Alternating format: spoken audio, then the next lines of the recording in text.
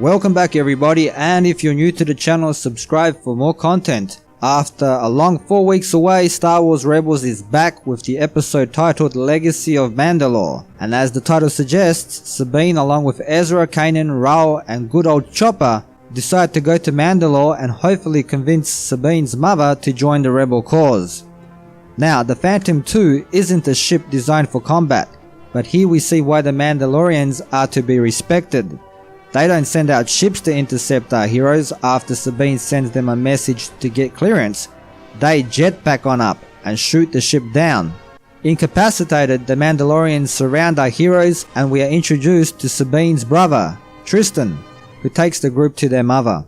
And finally, we're formally introduced to Sabine's mother, the Countess Ursa Wren, who by the way looks like a badass herself and has a very imposing presence, and it looks like Sabine comes from an aristocratic family judging by Ursa's speech and mannerisms. Sabine pleads with her mother to hear them out after showing the Death Saber, and Ursa agrees if Ezra and Kanan surrender their weapons. Ursa Wren is not happy about the Jedi being here, stating that if the Empire were to find out, there'd be hell to pay, and that Sabine would have been better off never returning, as she's considered a traitor and someone that has brought great shame on their clan. We also learned that the weapon Sabine worked on during her time with the Empire was used to bring Mandalore to heel. And talk about a cartoon giving you feels, here we have Sabine and Ursa having a heartfelt talk with each other, both torn by their sense of duty to what they think is the correct path. And we learn Sabine's father is still alive,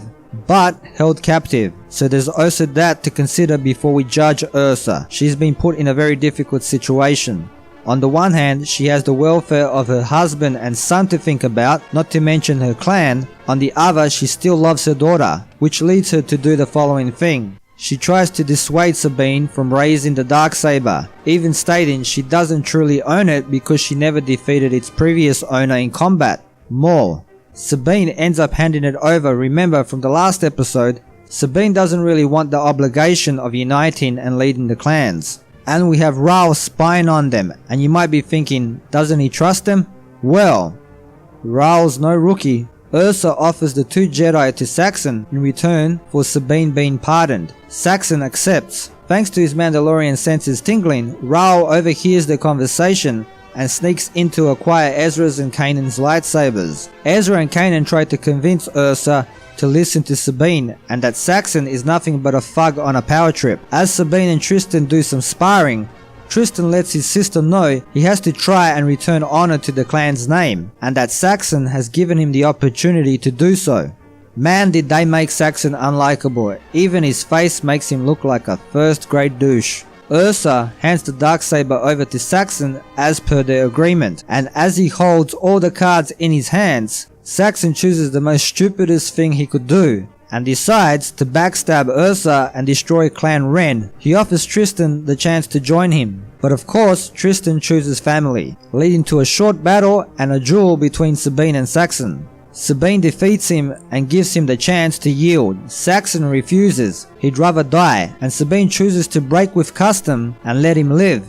Of course, Saxon tries to shoot her in the back, but Ursa takes him out. I personally think it would have been poetic justice if Raul got to do it, but Ursa's been used as a pawn by him, so that makes sense as well. Kanan asks one more time for Clan Wren to join the rebellion, but Ursa refuses. First, they must clean house and save Mandalore.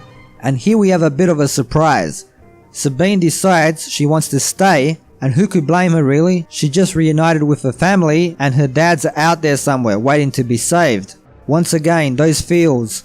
So this episode pretty much confirms the Ezra plus Sabine equals Rey theory is debunked. At least that Rey is a Kenobi through Sabine's heritage. The only thing that could save it would be is that her dad on Mandalore is her stepdad, but that seems highly unlikely. Another thing to consider, will Sabine's absence lead to Ezra straying from his path and being eventually enticed by Maul? I guess we'll have to wait and see.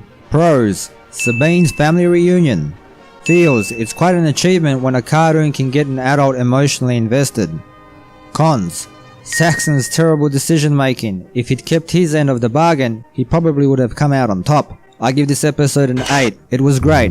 Next week's episode is titled For Imperial Eyes. Thanks for watching everybody and supporting the channel. Sub, like, comment, share and all that good stuff, and until next time, see yous.